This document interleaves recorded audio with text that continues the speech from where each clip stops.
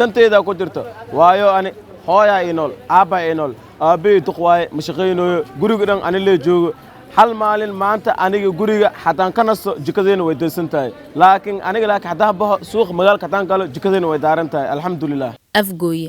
waa degmo ka tirsan gobolka Shabeellada Hoose waana magaalo aad u qurux badan kuna taala meel istiraatiiji ah 30 kiiloomitir kaga beegan galbeedka Muqdisho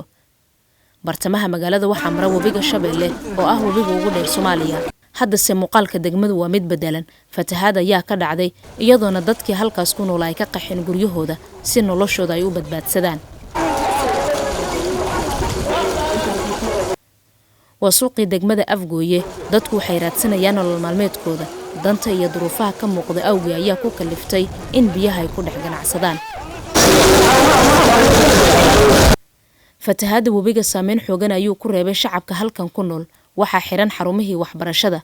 iskuuladii biyo ayaa buux dhaafiyay goobihii caafimaadka masaajidyada kaba daran halka dadka aysan guryahooda ka soo bixi karin cabsi ay ka qabaan in wabiga biyihiisa uu sii xogeysto walwal xoogan ayay qabaan markay biyaha dhex lugeynayaan oo waxay ka baqayaan in bahalladu ay qaninaan waxaa halkan kaliya ka shaqeeya gaari dameer oo ah gaari casri ah isla markaana qofka u fududeynaya in uu adeegiisa soo qabsado si uu gurigiisa ugu laabto dadka gaari dameerka ka shaqeysta ayaa ayagu naftirkooda waa fursad iyo nolol maalmeed waxayna ka raadsadaan qutulyoonkooda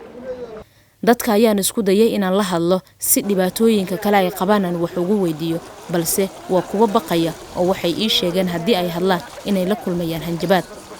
oo ay kala kulmayaan dhanka al-shabaab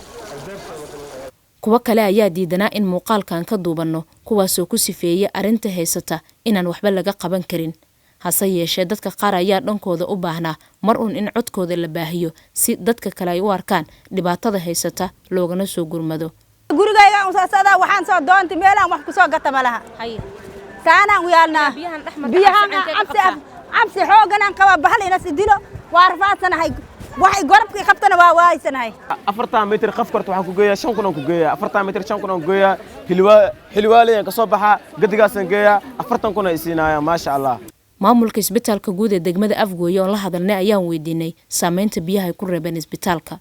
fatahaada qasaaraha isbitaalka ay u geysteen waxaa ka mid ah ceel dumay masaajid dhinac ka dumay